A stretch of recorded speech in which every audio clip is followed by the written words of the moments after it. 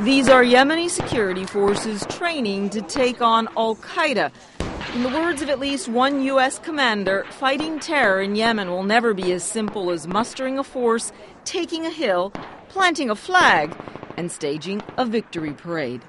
In the aftermath of airstrikes on suspected Al-Qaeda safe havens in Yemen, there were dozens of civilian casualties and more proof that fighting terror here will be as complicated and frustrating as it has been in Afghanistan and Pakistan.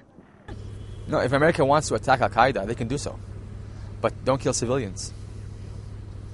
And most of the attacks that happened only killed civilians. Yemeni-American journalist Hakim al-Masmari echoes the opinion expressed by most Yemenis responding to polls done by his newspaper. They don't want Western interference in their politics.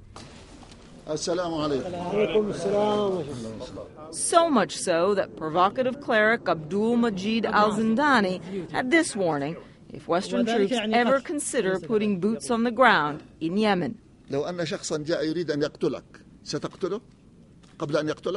would you do if someone invaded your country, he says? Wouldn't you kill them before they kill you? Defending the homeland is a Muslim duty, he adds. In fact, most Yemenis we spoke to here told us they don't believe Al-Qaeda poses any kind of threat to them or their country. No, they say, it's not a problem here, they repeat.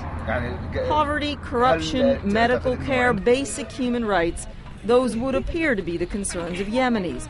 The ones we talked to told us they are too intimidated by the government to repeat it on camera. Even these old homes that are made out of mud and brick, you do have electricity.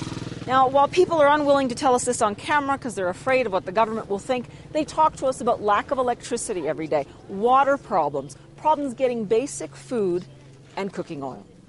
Many Yemenis say they understand all the attention their country is getting now might be a rare blessing, an anxious West pouring in aid and investment to foil the influence of Al-Qaeda. It gave Yemen hundreds of millions of dollars in support. So since they have that, let's go back to our old strategy and claim that Al-Qaeda is not in Yemen.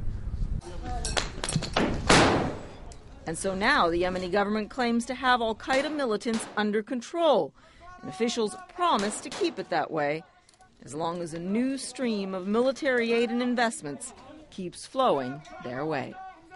Paula Newton, CNN, Sana'a, Yemen.